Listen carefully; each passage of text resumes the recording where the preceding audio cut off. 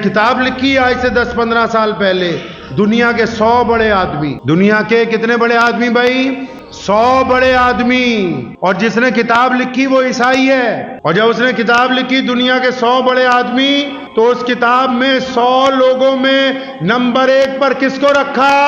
मुहम्मदुर रसूलुल्लाह सल्लल्लाहु ताला अलैहि वसल्लम को रखा।